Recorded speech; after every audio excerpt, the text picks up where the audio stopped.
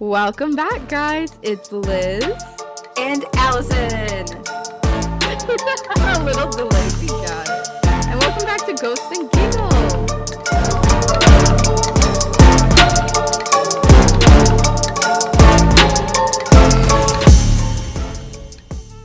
Yeah, we got another podcast under our belt now. This is so exciting. How you doing, I only Allison? have pants under my belt. Get it? You're clever. You're a know. clever Leela. one. 2 seconds in and she's like, I'm ready. She's like, right. yes, podcast time. Here we go. We've got both All right, pets. well, We're welcome ready. back to... Yeah, for sure. We have to have Charlie and Leela every time, or otherwise it's not going to be a podcast. But anyway, welcome back, guys, to Ghosts and Giggles. Today we have a ghosts episode for you guys. I'm so excited for this one. So is yeah, this sounds pretty cool. Oh yeah, Leela's so excited. Can't wait. Today I'm going to be telling you guys all about the Stanley Hotel. And this is one that I think Allison and I both have high on like our bucket list of places to go. So maybe someday eventually, not right now, but in the future, Allison and I will get to go to Colorado and have our own stay at this really interesting, infamous hotel. So I know. I've always wanted to go to Colorado, right? Yeah, Colorado. I've always wanted to go there. Colorado seems like an interesting place. Little side note, I've been watching a show on Netflix recently, and it's really cringy and not good, but it's based in Colorado. And for some reason, I didn't know that. I thought it was in like Tennessee or like Iowa or just like some random like what would you call that area? Like Midwest? Midwest? Is that Wait. Midwest? But then what's Colorado? Let's see. See, now I'm just confused. Oh my gosh, wait, no, would it be Midwest? Yeah, I mean, it's in the middle and it's west, right? No, it's lower. I feel like it's something along those lines, but either way. Welcome to our podcast called I Failed Geography. I can't picture where anything is now. I gotta talk about this show another time. But anyway, let's get started into our ghost episode. Let's get serious. Okay. Spooky serious. So, spooky serious. Here we go. All right. So, the Stanley Hotel. Very infamous hotel, known to many people in the paranormal community. It's located in Estes Park, Colorado, which is in America. And this was a location that originally started as a... I'm like missing the word right now. It was a sort of like... McDonald's? Area. They do have a McDonald's. Yeah. I'm pretty sure they do. Nowadays they do. No, it was a sort of area where some oh my God, am I really gonna start this podcast out with not knowing a word? Roaming. There we go. Okay. We're good. Everything's It's serious. okay. Everything's all set. You got I this. know how to talk about things. I'm so good at this. I was like, let's make this like a school presentation. And then I'm already messing up the school presentation. You didn't put the word on the slide. I'm getting a C- on this presentation. I'm taking notes on my rubric. Just all twos. All twos. So anyway, so much for serious. Okay. So, Estes Park, Colorado was originally known as a location for roaming Native American tribes for the Ute and Arapaho tribes. And so people consider this area to be sort of a land where maybe, you know, there could have been Native American burial grounds or something along the lines. There could have been plenty of remains left over from these sorts of times. It was land that was originally purchased in 1908 by the fourth Earl of Dunraven and Mount Earl. That is what he is officially known as. It's a very long title. He was an Anglo-Irish journalist, landowner, entrepreneur, sportsman, and conservative politician. So he definitely got up to plenty of things. The reason why this man is important right now is because he almost attributed to what the hotel's name was going to be. He originally purchased this land to be used as a private hunting reserve, but it failed because he was actually a very unpopular person with local ranchers and farmers. So, cut along to future times on well, maybe in the early 1900s, like we said, 1908. Around 1909 is when the original builder, Freeland Oscar Stanley, had come to Estes Park, Colorado. So, This is like that moment in the movie where they say the name of the movie in the movie. yeah, exactly. Exactly. So, no, literally, like this guy, he's crazy, like once you hear his history. So, Freeland Oscar Stanley, or F.O. Stanley, if you will, he was a co-founder of the Stanley Motor Carriage Company with his twin brother, and it was created in Massachusetts. And he was originally from Newton, Massachusetts. Really cool. We both know where that is. So I know that location. we know that place. So anyway, yeah, Stanley, he was the co-founder of Stanley Motor Carriage Company. It was basically a company that designed carriage cars, and they were known for basically being like I believe it was a steam-powered car. Let me just double check. Yeah, steam-powered cars, and they were based in New England. And he ended up being like this mega rich guy, right? Because of his company. Everyone in that area was driving these cars. And there was a point in time after the company was created where he ended up getting really sick. He was sick with tuberculosis. And at the time, tuberculosis, to recover from this illness, they were recommended to get fresh air, sunlight, and eat a healthy diet.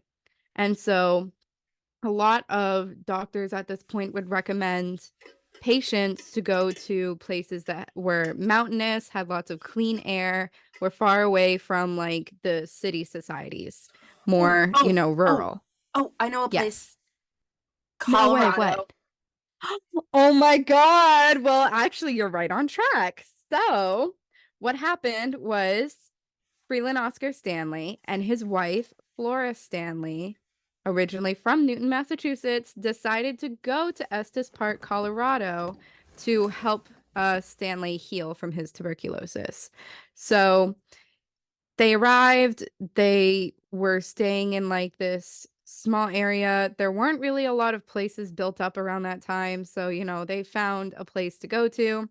And he stayed there for what I believe was about half a year or so. He stayed for what I think was like the span of a summer. And by the end of it, he was feeling so much better. Like his illness was basically gone. And he was just completely mesmerized by the beauty, restorative qualities the nature had upon his health effects. And so he just thought to himself, like, wow, I would love to be able to come back here again.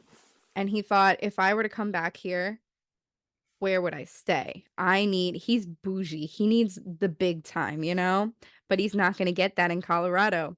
So he thought, what if I open my own hotel here? And then other people from the Northeast can come to Estes Park, Colorado, or other areas of the Rocky Mountains. Thank you, Charlie. Not sure why you're not a fan of Colorado, but it's okay. It's So, okay. You don't so have it's to either go. against Leela or Colorado.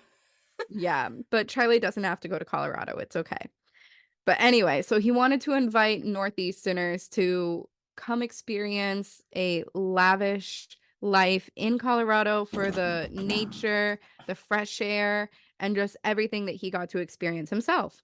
And so on July 4th, Independence Day in 1909, uh, Stanley and his wife ended up opening the hotel.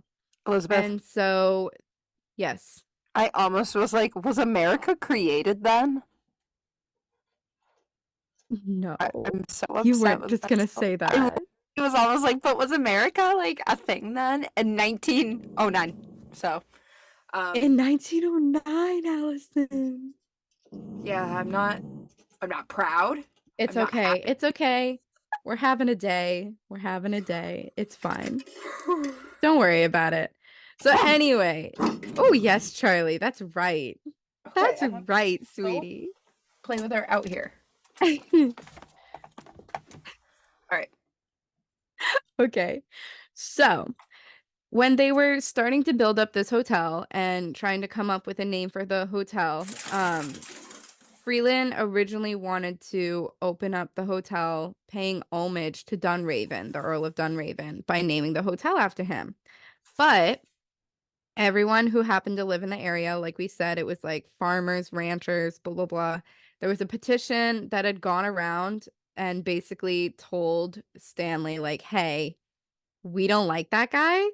You should name the hotel after yourself because we really hate that guy. So just name it after you rather than this like Earl of Dunraven. And so he was like, sure, okay. Name the hotel after himself. Everything was great. There were originally 140 rooms over 14,000 square feet. So this is like a huge plot of land. They had plenty to build upon in the future, which, spoiler alert, they did. They opened up other buildings.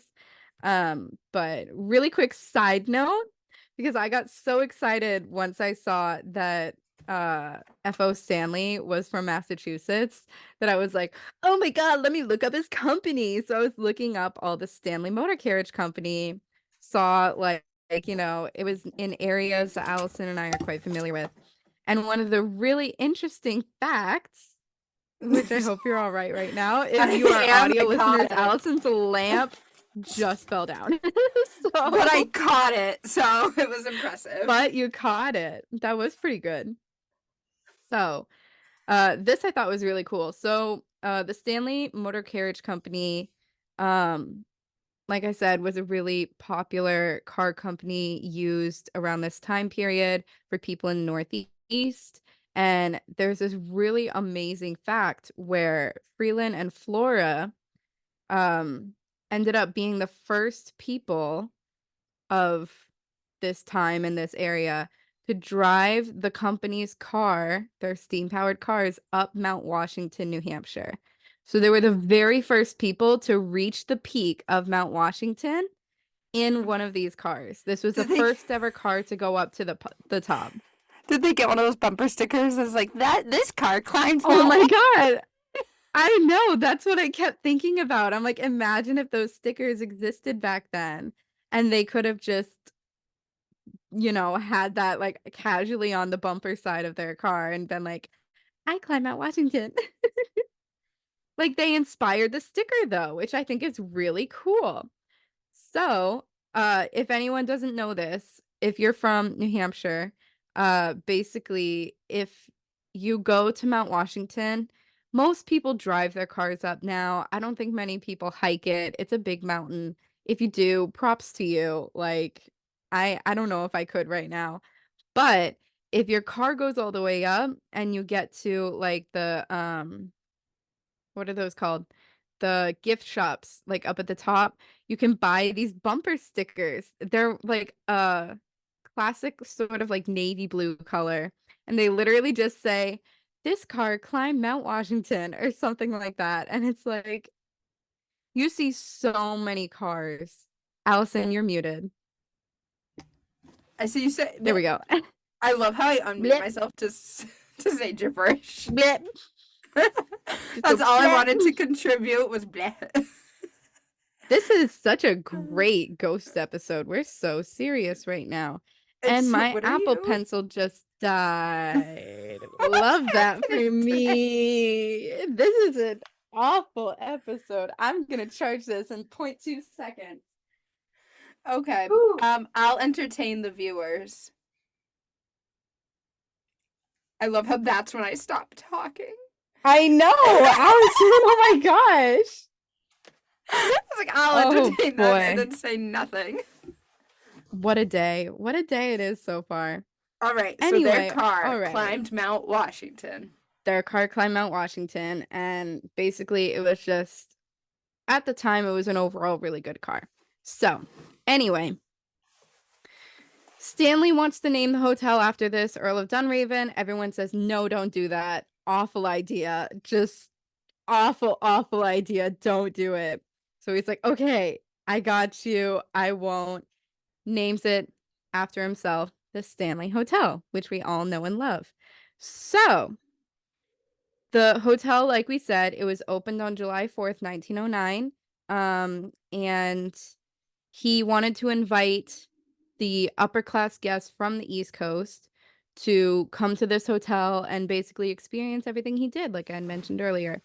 And what was really interesting is that a bunch of his company vehicles, the steam-powered um, wagons, which they were called mountain wagons over in Colorado, he wanted all of these people to arrive in his cars for the sake of feeling a little bit of, homeliness. They have Oh. the familiarity of their cars to arrive to this really nice hotel where a lot of the interior, I believe, was designed to mimic different places from areas in New England. I believe specifically it was what part of the hotel was it? I believe it's the concert hall, which we'll get into the buildings, but the concert hall was designed to look like, I think it was the Boston Symphony Hall, which I think is really cool. So they designed a lot of places to sort of bring in that New England feeling, which I think is why one reason when you and I look at the Stanley, we're like, oh, it has like this sense of like comfort, right? Yeah. Like, do you feel that when you look at it?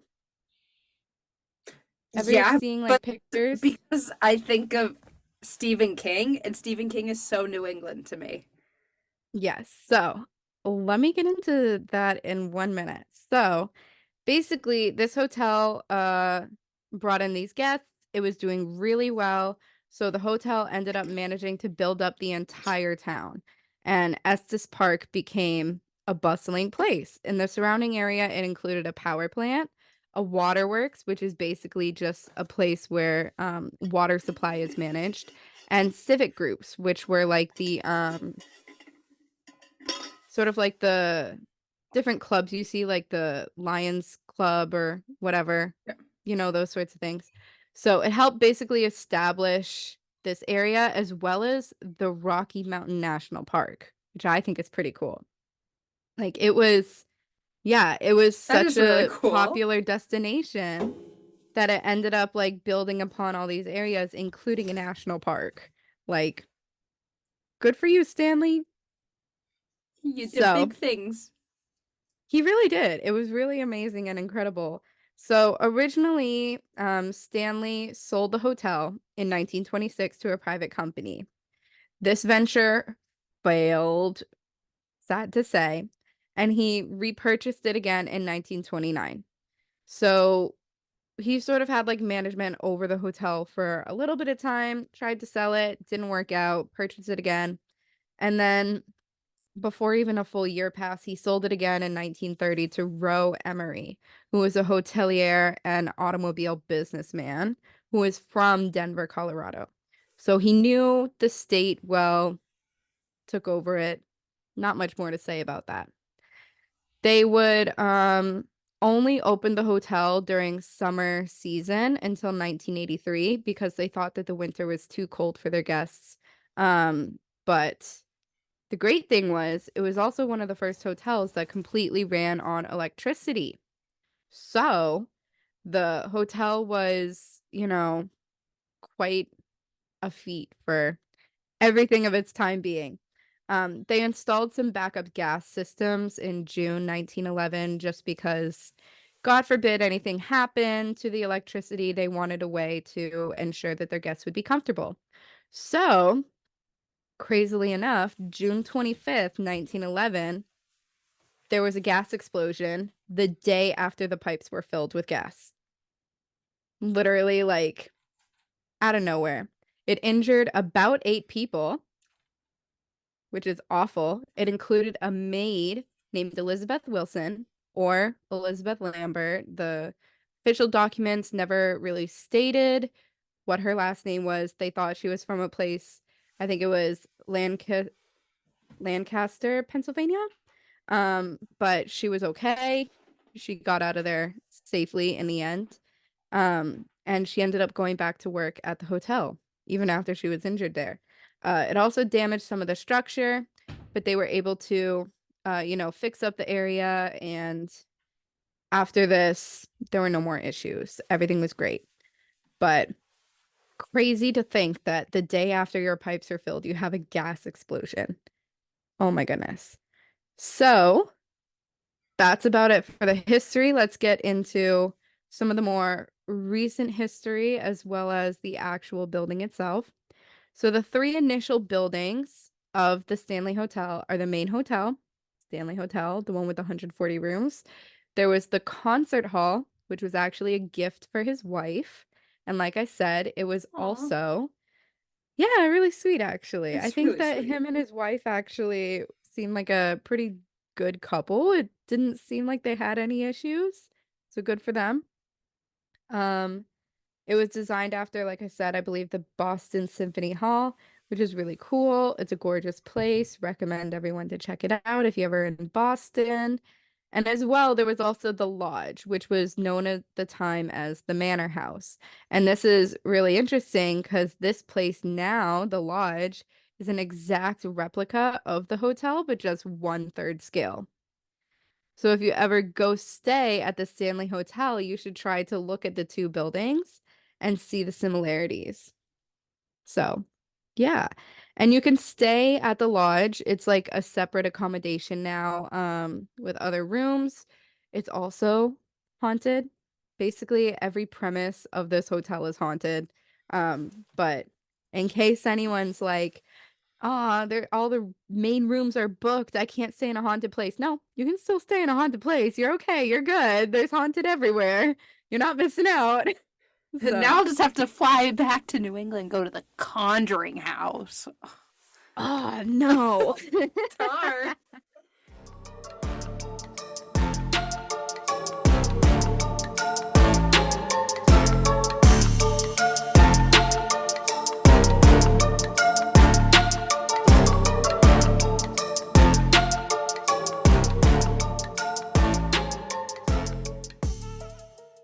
All right, welcome back, everyone. We're here again. So let's get into the more modern history of this hotel. All right, ready, Miss Allison? I'm ready. I put the rubbery what do you call this sheet? Duvet cover? No. The fitted sheet. The fitted sheet. What's a duvet cover? The duvet covers are the like big puffy blanket on top. Oh. Well, I'm using a Yeah, fitted sheet as a blanket right now, so I'm definitely I love ready. that for you. All right, let's get it started again. So, Allison, when you think of the Stanley Hotel, what's the first thing that comes to your mind? Eggs. No, that's not correct. Um I'm not good at the word association game. Oh God, I know. Um We played it in Disney. Like, it took us so long.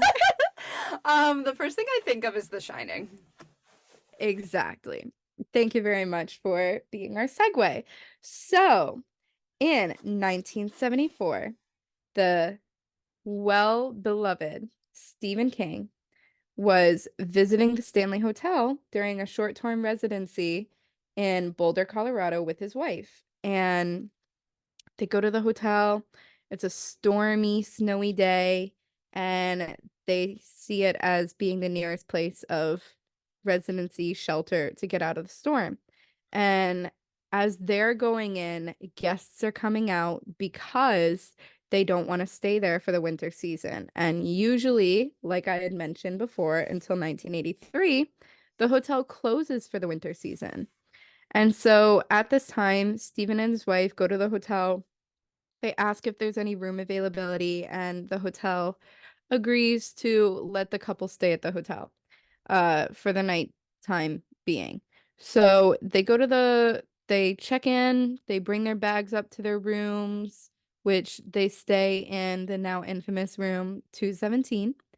And they drop everything off and they go downstairs to head to dinner and also just kind of like walk around, see the place. It's eerily quiet. No one else is really staying there. There's like few staff and like the corridors are creepy. Everything just feels off, especially in the storm going on outside. It makes it feel more closed in, dark. So they go down to dinner. Um, and let me make sure I'm looking at all this correctly.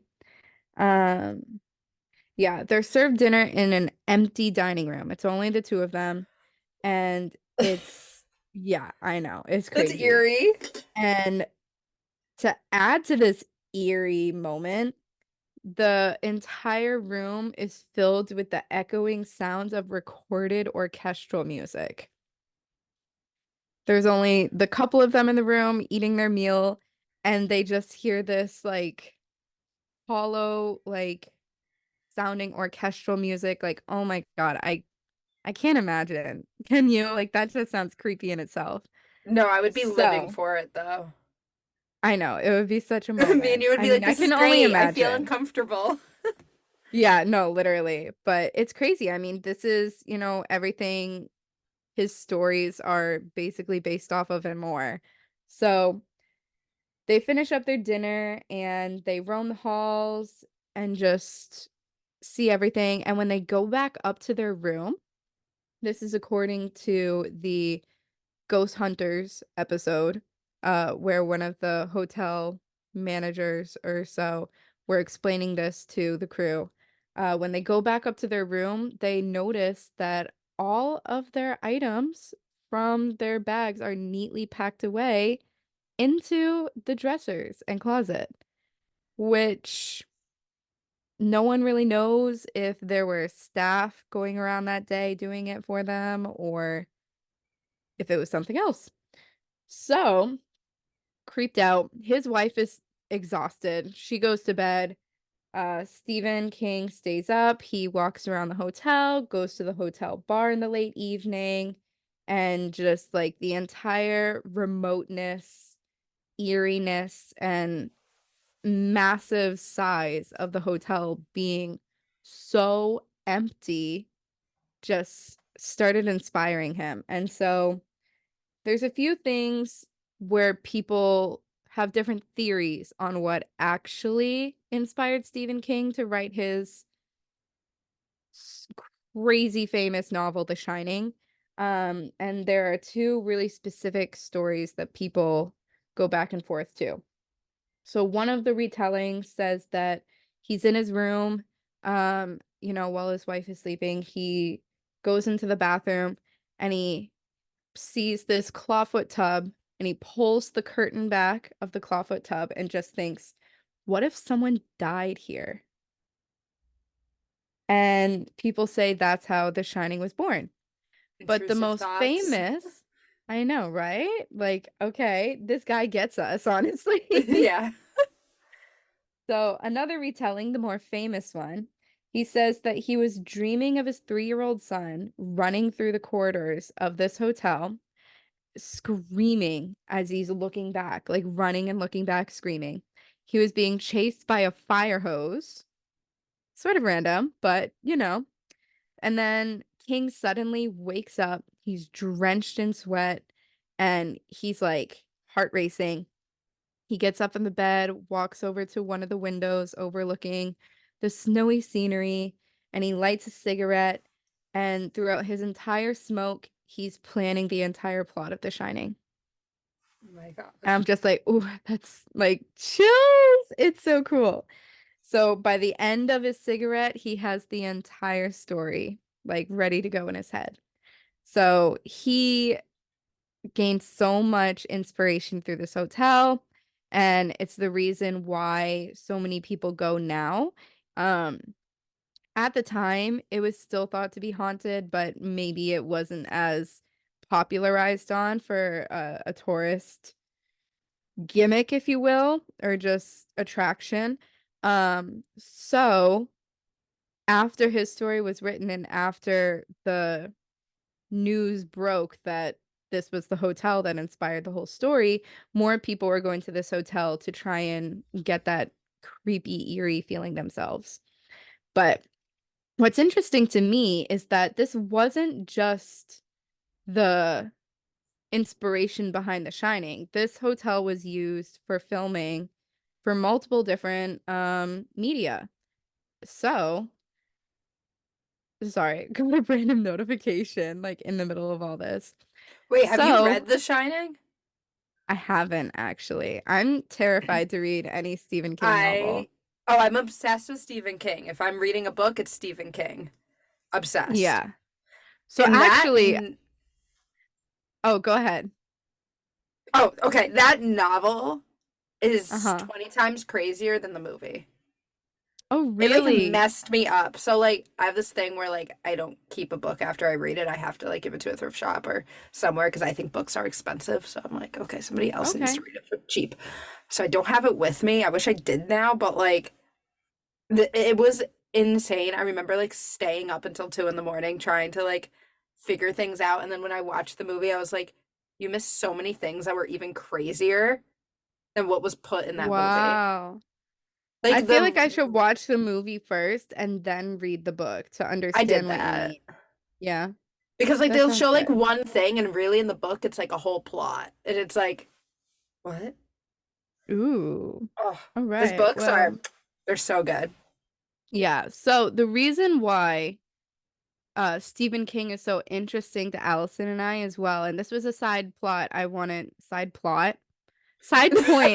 to go down really fast, is that actually we went to school with one of Stephen King's, was it his grandchildren?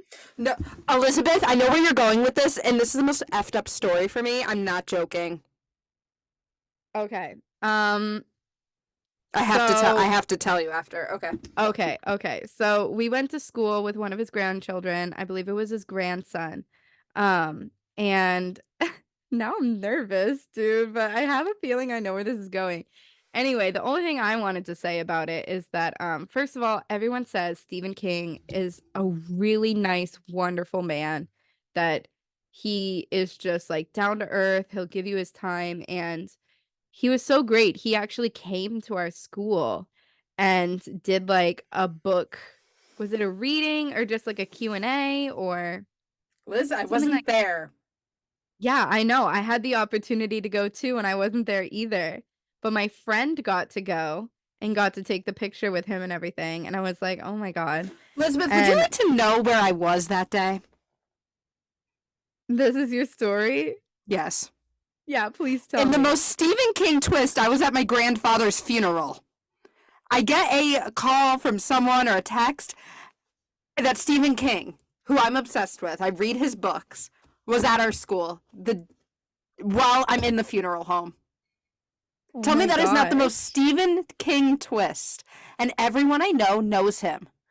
Like Elijah Quay, Wow. his grandson was on her dad's baseball team. Wow. And so she would hang out with him and talk to him. Everybody saw him that day. Everybody like, Wow. oh, and I'm like, I read the books. I read the Mm-hmm. books. And I Oh never yeah. got to see him. I think one of the reasons why he was invited to our school was, I think he must have like released a new book or something. So he was doing like a book Q&A and signing and stuff like that. But yeah, there was an opportunity for students to go into one of our sort of like, I forget, there was like a multi-purpose like recreational room where I guess they went into to like do this, and I don't think I've ever been into that room, but I like vividly remember like what it looks like. But anyway, one of my friends got to go and she said it was really cool. And I remember just regretting not going there like the whole time I was in high school. And what? Would I have been like a junior and you would have been like a sophomore or something when Yeah. that happened? Yeah. Okay. But yeah, so yeah, Because we they actually kept it have a as lot such a big of surprise. They didn't tell yeah. anyone till like the day of. And Yeah. my mom was like, I would have moved the funeral. And I was like, please don't say that. Oh no. No, no, no, no, no, I was like, oh my Darlene. God. But I just Oh remember my sitting God. there at this funeral crying and then getting that text and just crying. Oh my I God. was like, what That's is so going on? sad. No, I definitely wanted to do it. I have a feeling that someday we could somehow run into Stephen King. I hope so. He's in New I have Hampshire all the this, time. yeah, I have this strong feeling. He lives in Maine now, and I actually had a really creepy Stephen King sort of experience myself, but I'll save that for one of our Giggles podcasts to talk about because Okay. it's too long of a story and it's not related to the Stanley Hotel. So, Okay. let's get back on track. Okay. So, Stephen King stayed at this hotel. He's one of the reasons why it's incredibly famous. But there are other things that also make this hotel very famous. And it was included in some entertainment filming locations for movies like Dumb and Dumber. It was also obviously, you know, based around The Shining, but it was also the filming location for the Shining miniseries that was like a short TV series. And as well, it was also used for a filming location for Top Chef. So, one of the things that I had copied and pasted from Wikipedia because I thought this was really cool actually is there's a list of really famous guests that have stayed at this hotel. And I wanted to read through each one of them and let you know who has stayed at this hotel and who is on the list. And I think you know where this is going. So, 1934, Eric Fromm, who is a German psychoanalyst, stayed at this hotel. And I had no idea who this was. So I went to look him up. And he basically is like this really smart psychologist, if you will. And he was actually a Jewish German Jewish person who escaped during the Nazi regime. And so I thought that was really interesting. He also helped found, I don't remember the name of the school, but he helped found a really famous school in New England. So I thought that was wonderful. So he's actually a really well-known personality who has stayed at this hotel. As well, in 1936, Governor Alf Landon, a Republican from Kansas, stayed at the hotel while he was running for president against Franklin D. Roosevelt. So Oh. he happened to be one of the running mates of Franklin Roosevelt. As well, 1974, we know Stephen King stayed in room 217. Love that for him. In 1976, Bob Dylan and Joan Baez, I believe that's how you pronounce her last name, stayed at the hotel, and they're known as folk revival icons, if you will, during their Rolling Thunder Review tour. In 1994, this one is kind of cool to me. The Emperor of Japan, Akihito, the Empress Michiko, and the Crown Prince, or the new emperor, or if you will, Noruhito, stayed on stayed at this hotel on a visit to the United States. I was like, wow, that's pretty cool. So, the Emperor of Japan has stayed at this hotel, which is crazy. As well, in 1994, the Dumb and Dumber cast had stayed at this hotel and included people such as Jim Carrey and Jeff Daniels. So that's also pretty cool. I thought you were about to say Uh, Jeff Davis.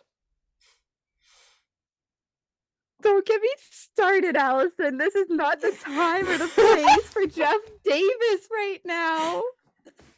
The whole into place that is haunted by episode. Jeff Davis. We got to get into that episode eventually. Oh no. We do. All right. Ooh, this is a little teaser. Okay. In 1996, the year I was born, the Shining miniseries was filmed here. So the cast and crew stayed there, including the stars of the series, which were Rebecca De Mornay and Steven Weber. And then, Please say it's the oh Wiggles. God.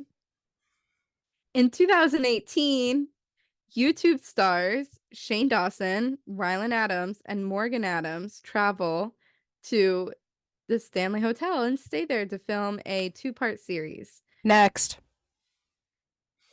I need to go into this for a second. So actually, back before the whole cancellation of Shane Dawson, yeah, okay, not going to get into that.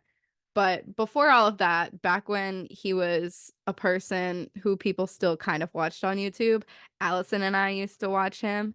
And I remember you showing me all of his like ghost hunting investigation videos. And I remember that being one of the reasons we kind of got back into like that niche thing together. Yeah. So it was really they were interesting. so good. Like I They remember, like they were funny, but like they Yeah. actually kind of were good at it too. So it was interesting. such a fun thing that really got us into it. It was interesting for Now sure. he sucks. But and now he sucks. So sorry.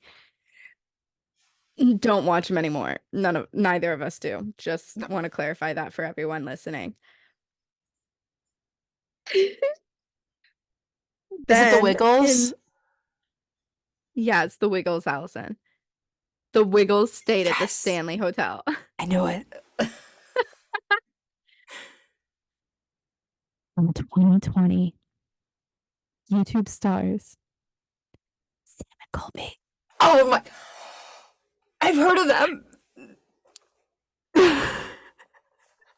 YouTube stars Sam and Colby, Jake Weber, and Corey Scherer go to explore the paranormal at the Stanley Hotel. So We love to see it. We love to see it. We do love to see it. And what's crazy is this was the first time that they filmed at the Stanley Hotel. They've been there multiple times. I don't know how many people have been watching their videos that are also now watching us, but they've been there multiple times. So that was the first recorded time that they went to the Stanley Hotel. There was another time, I believe it was last year or the year before, they went with their medium friend Amanda, and I believe it was her YouTube like channel partner who they also went with, whose name is getting the best of me right now. When But you said medium friend, I forgot what the word medium meant, like someone that talks to ghosts. And I thought you meant just like another word for good friend. You'd be like, medium "It's the friend. medium friend." It's like, okay. It's not their like What's really good another friend. word for medium though? I almost said psychedelic. I really A gotta psychic? wake up. Yeah, psychic. I almost A said psychic. psychedelic. Their psychic medium friend, Amanda. Anyway, so they did that one as well. And then it says as well in 2022, YouTube star Danny Gonzalez traveled to the Stanley Hotel and he wanted to see if ghosts actually existed at the Stanley Hotel. And I've watched Danny Gonzalez like quite a handful of times. I don't remember watching that video. I've never seen it. And I'm like, as soon as I saw his name on there, I was like, I'm sorry, what? So I have to go back and watch that now. But anyway, so there you have it, the history of the Stanley Hotel. So now I love let's how kinda- Sam and Colby are included in the history. I know. When I read through their Wikipedia page and then I got down to that, I was like, copy, paste, going into our podcast. We have to. Of course. I love it. I love it. So, yeah, that is the history of the Stanley Hotel. So, now let's get into the hauntings. What if we didn't? What if we just like ended it? We just actually just talk about Goodbye. the history. Goodbye. That's the hotel. All right. So, the hauntings. Hmm. Do do do do do do do do. All We right. get So, copyrighted. oh my God, don't, Allison, not today. We already had enough happen. Not today, too. Okay. So, the reason why we're talking about the Stanley Hotel in the first place is obviously because it's infamously haunted. So, we're going to get into what specifically haunts the Stanley Hotel and what evidence has been captured. So, for a bit of a preface, the Ghost Hunters TV series and the Ghost Adventures TV series were both filmed here. Ghost Hunters was around 2006 and Ghost Adventures was around 2010, which wild to think that that was like potentially 14 years ago. No, that was last month. 2010 feels so recent to me. Why? Because it It's is. wild. 2006 sounds older, but 2010 Yeah. feels like it just happened. It's weird. Anyway, so yeah, the Stanley Hotel. So like I had originally mentioned, there were roaming tribes that I remember the word this time. There were roaming tribes that walked around the area of Estes Park, Colorado. So many people think that they were built on roaming tribe grounds, which could potentially be an issue of burial grounds or maybe just people who had passed away there. Um, as well, it's also built upon limestone quartz, which is known to be a battery for charging up paranormal activity. So any sort of quartz, especially limestone, is known to basically power paranormal activity. So the hotel itself is definitely in a crazy location for sure. There's also tunnels that were original structures under the hotel that are used like nowadays for like staff wayfaring, which basically just means that the staff use it to get from one place to another. And this area is said to be quite haunted, quite haunted. And so the spirits that are said to be haunting down in the tunnels is a chef, a gray cat, and according to the ghost hunters crew, is a young girl. That So sounds like the you're about to tell a joke. It's like a chef, a cat, and a young girl walk into a bar. I know they walk into the Stanley Hotel They haunted walk into the tunnels. Stanley Hotel. Okay, so the way that people basically feel the presence of the chef is they smell homemade baked goods down in the tunnels, which I think is really interesting. Who knows if the tunnels are below the kitchen or not, but you know, at least they smell something yummy and delectable. The gray cat, they see glowing green eyes, pretty creepy. And then for the girl, which the ghost hunters ran into, this was crazy. I watched the episode, and when they got to this part, like, I thought it had to be fake because it was so, like, well documented. So it was Jason and Grant. They were down in the tunnels, and there is like this small tunnel you could actually walk through. Nowadays, it's blocked off by traffic cones, which are seen in Sam and Colby's video, if you ever watch it. So no one is allowed to walk under there anymore. I think some of that structure had collapsed. So therefore, no one can go there. But back in 2006, when it was still standing, Jason and Grant went into this tunnel and the filming crew was like right behind them, and you just hear, "Hello?" Oh my God. Oh my God. And then like it said it again. It said something else, like a longer sentence. I couldn't make out what it said, and they never mentioned it throughout the rest of the episode. And then like at the end of it, they're like, "Did you just hear that?" Like blah blah blah. And they go, "Hello?" Or something like that. And then there's like a little girl laugh, like a oh my gosh. And it was clear as day. Like, it sounded like someone was just playing, like, an audio file, like, down at the end, like, it was so clear, and I'm just like, "That has to be debunked somehow, right?" But the entire episode, they don't I don't know if they didn't try to debunk it or if I just fast forwarded too quickly, but, like, there was nothing that, like, properly explained why they heard this little girl. And what was crazy was later on throughout the night, I think it was Jason or Grant got a text from one of the people who were either, like, a historian of the hotel or one of the managers of the hotel, someone who worked there, and they told them, "Oh, yeah, that was a girl who was about 12 years old who had passed away down there." Like, I'm sorry, what? And Crazy. Absolutely crazy. why was there a little girl in Why? the tunnels? Literally why? Yeah, I know. Insane.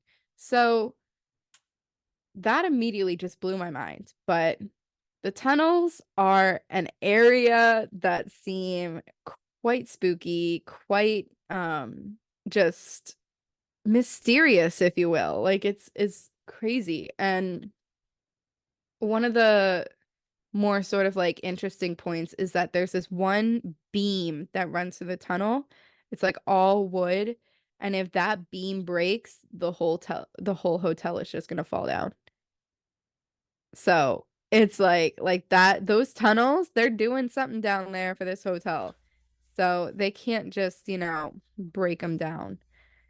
So yeah, I'm not sure if it's part of like a regular exploration area, but if you ever get the chance to go to the Stanley Hotel, and if you have a chance to go into the tunnels, I would highly recommend it.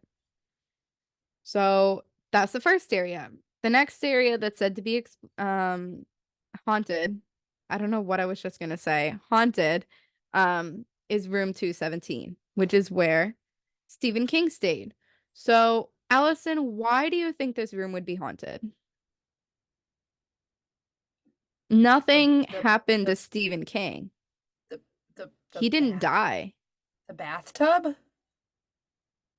So get this. Do you remember that maid I mentioned earlier? Yeah. That's the room that she walked into, where she was then injured by the gas explosion. Oh my god. So, Elizabeth, I hate that for me. Hate that for me. Elizabeth was holding an open candle flame and walked into room 217 where she was going to be doing some of her maid duties. And the gas coming out of all the vents and everything just touched the open flame and But exploded. she didn't die though, right? She didn't die. She was okay. It said that she fell through the floor, I believe, though, which is pretty crazy. That's Um, nuts. that's alleged. I can't guarantee that that like actually is a thing. But from the accounts that I read, it said that she went into room 217. And so that's why people think that that room is incredibly haunted. And as well, it's probably why Stephen King had some weird experiences. So, in room 217, people say that they see apparitions, they hear a disembodied voice, and items get moved around the room, which could potentially explain why Stephen King's items were packed into his dresser. Yeah. I don't know why I acted it out, So, but that's all right. I thought it added to the ambiance of it all. So that one definitely blew my mind as well too. Like everything about this hotel, like the way that they all somehow intertwine and connect in some weird way, it's crazy. So, room 217. Then next is the well-known grand staircase at the front of the hotel next to the lobby. Um, and this staircase has what's known as a portal. There are multiple mirrors that face each other on opposite sides of the wall on the double ascending staircase. And basically, when mirrors face each other, they're known to create paranormal portals where spirits can pass through and come out to the other side or our side. And what's wild is that this portal is further powered by the limestone quartz that the hotel is built upon. So even if they didn't put the mirrors there, or whether it was intentional or unintentional, like the quartz would already be powering Yeah. it enough. So, as well, the staircase has portraits of all the previous owners, founders of the hotel. So there's pictures of F.O. Stanley and his wife Flora. There's pictures of the fourth Earl of Dunraven there. So if their spirits were to come through, there's like picture evidence of what they had looked like. And so, they could be coming through these portals as well. That's so crazy. Which, spoiler alert, they just might be. So, this area is known to have lots of photographs taken of spirits in period attire. So they're wearing clothes from the 20th century. And specifically, they'll see a woman wearing clothes from the 19th century. So maybe they had the 19th century would be like the 1800s. So if that's the case, then maybe it was women who were born in the 1800s and just their spirit is carrying over from that time period. Next, we have room 428, which reportedly has moving furniture. There is a cowboy spirit seen standing over sleeping guests, and he actually gets intimate with the ladies. He goes up and will kiss them. Ew. Real creepy. Yeah. Uh-huh. And if you watch the Sam and Colby video with their psychic medium friend Amanda and her partner, It's not I their say good partner, friend, it it's their sounds weird. medium friend. Their medium friend. And her YouTube collaborative partner. Aren't they Um, sisters? I'm not sure.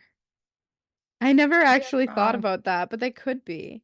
I've never watched their videos. Maybe I need to check one out, but they stayed in that room when they were all together. They had booked that room. So they were trying to find the cowboy spirit.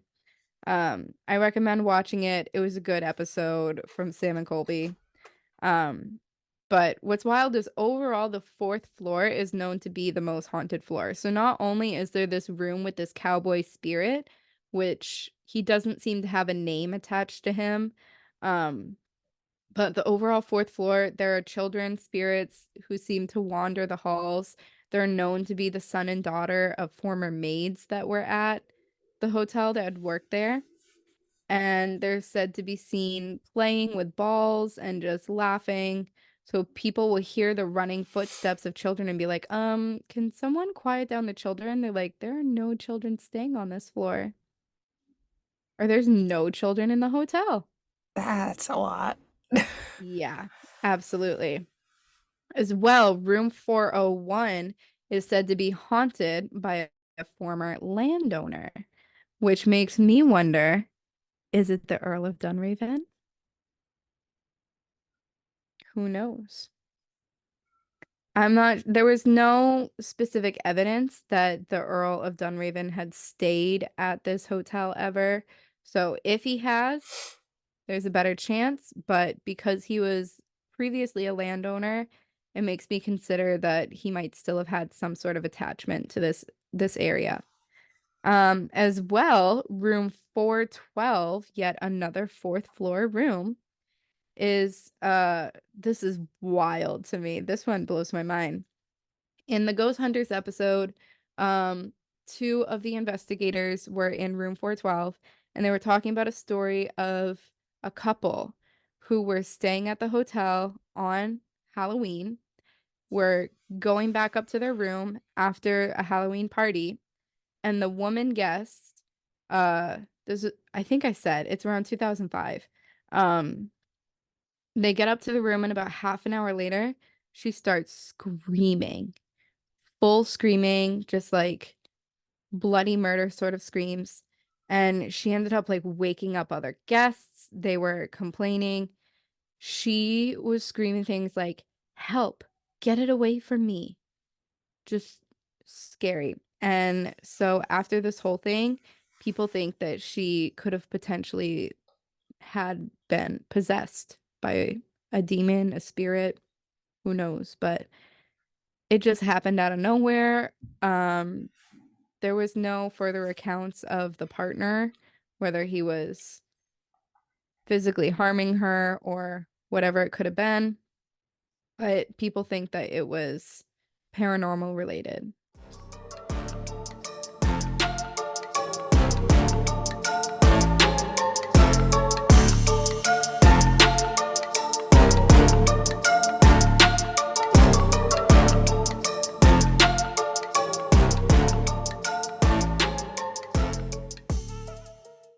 All right, so let's finish up our Stanley Hotel episode.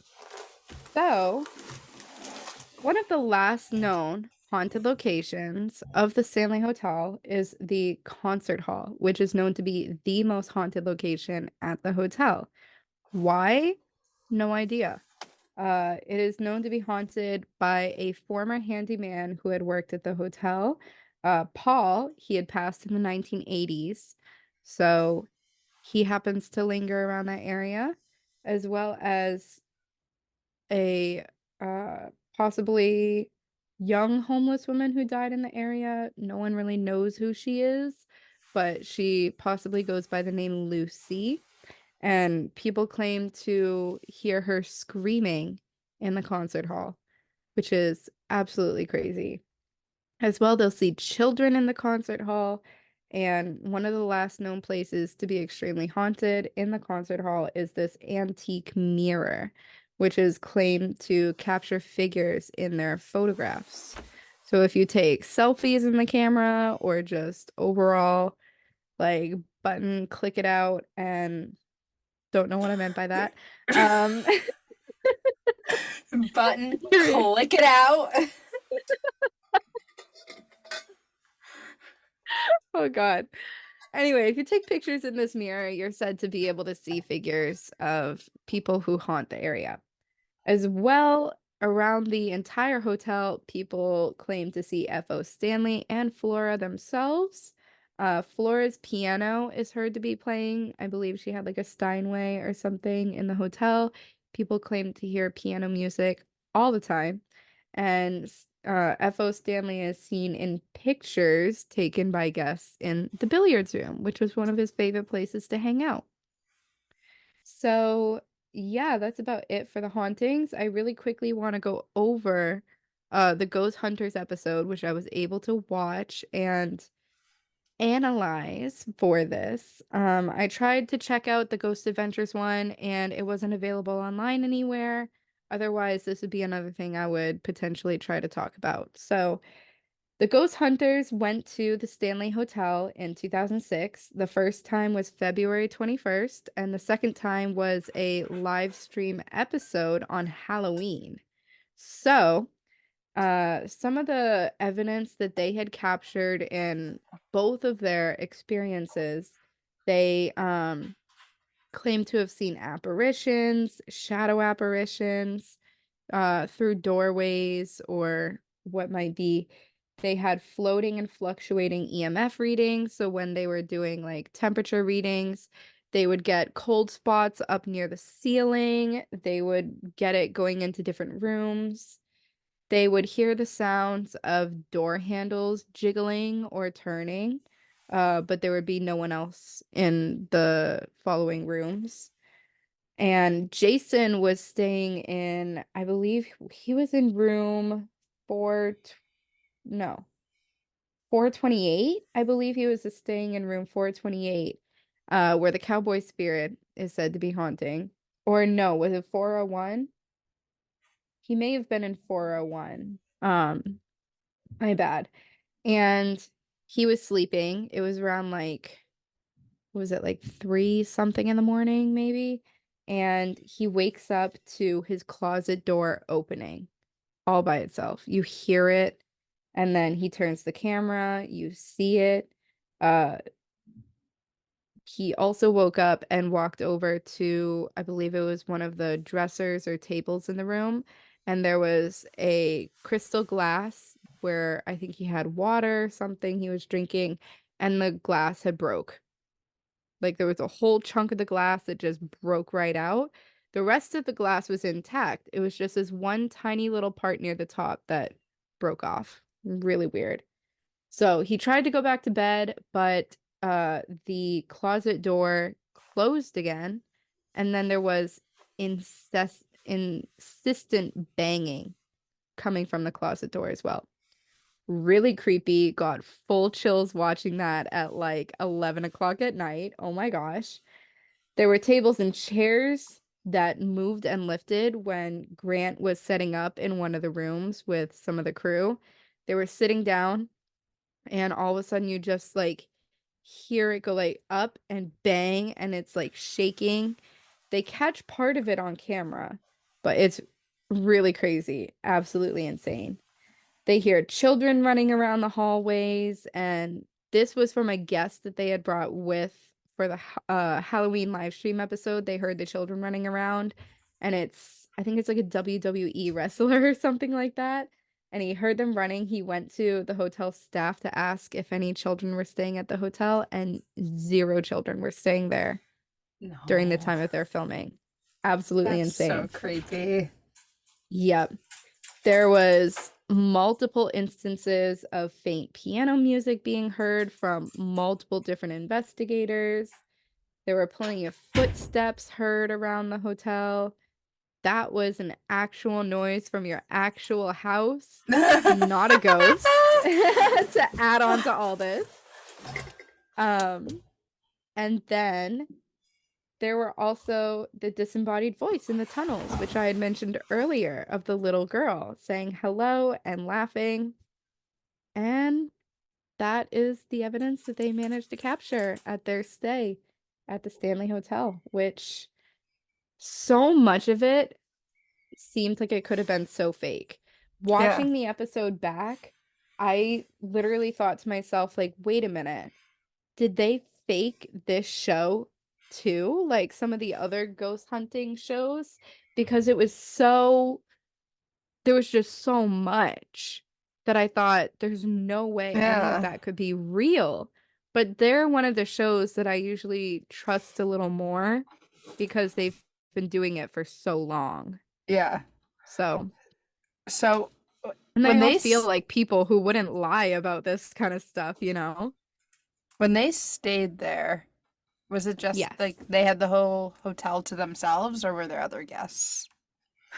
I don't believe it was only them. I believe there were other Okay. guests that were there as well, but the times that they were filming out were really late at night where no one Mhm. else would have been walking around. And I believe, knowing that it's real TV filming crews like Ghost Hunters, I believe there would have been a notice that would have gone around to guests, probably telling them, like, hey, we're going to be filming at these times. Please Right. stay in your rooms, or, you know, stay out of your rooms and out of the hotel or something like that. Like they would have made sure the guests would not be disturbing their experience of paranormal investigation. So, Yeah. oh, it just blows my mind though when I think about it. And watching that episode, I watched it in like almost 2 times speed because I'm like, I gotta go, I gotta go. But like I would like listen to those parts and just oof, full body chills even now. That's It was so just so crazy. intense. I gotta Yeah. watch So it it. makes me think, yeah, it makes me think that they got some incredible evidence, especially Jason in room 401 if he was staying in that room. Just oh my God, mind blowing. So anyway, that is the Stanley Hotel. Ta-da! I feel like I just gave a presentation in high school again. This is crazy. All twos. I love this though. Oh yeah, all twos. No, that is so crazy. Thank you Oh so my much for God. sharing because I didn't know that Yeah. much about the Stanley Yeah. Hotel. Just the way it looks I and that know, it it's was really creepy. interesting to, yeah, research into. And they have like a few other buildings now, I believe, that you can stay in. Um, Yeah, what was up with that? I know the door opened on its But- own. Woo. Ooh, if you can't see, Allison's dog is in her arms. She 100% opened But the yeah, door. 100%. So anyway, yeah, that's the Stanley Hotel. So if you guys have any theories about the hotel, or if you want to talk with us in the comments about the hotel itself, if you have questions, comments, whatever it might be, let's have a little And conversation. and if you've been there, we'd love to hear your experience. Haunted or not. Absolutely. Absolutely. Share with us in the comments about your experiences at the Stanley Hotel. And yeah, so this is about the end of our episode now. So About the make end. sure about the end, only because we got to plug our socials now. So on that note, That was a fire segue. You know. Anyway. Our socials are at Sam and Colby. No. Imagine we just free plug Sam and Colby in every podcast episode, even if it's not about them. We're just like, we're talking about like the passing of our loved ones. We're like, yeah, so anyway, follow Sam and Colby. We only plug Sam and Colby, never us. Oh my God, that'd be awful. Anyway, so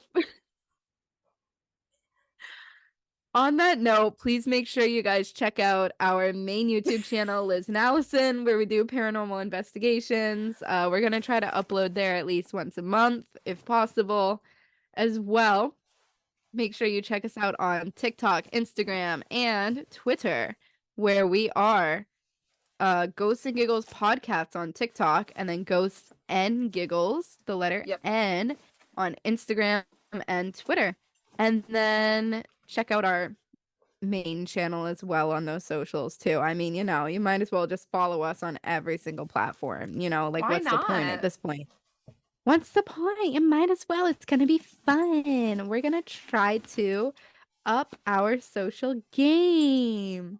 So yeah, make sure you check out our podcasts Does this mean I have to go on outside Apple more? Music and Spotify. No, you just got to tweet. Okay, I can Yeah, do that. I think you can do that. I think you can do that. I know where the secret make sure base is.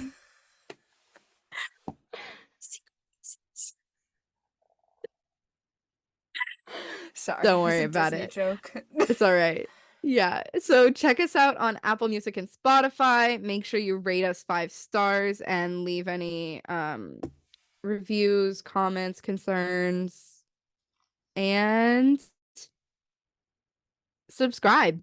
Subscribe to us here on YouTube if you're watching us visually. Subscribe. And follow. Like the video. Like, and tweet turn on our us. notifications when we post. So that you know. Anyway. So that you know. On that note, I think we're gonna wrap it up.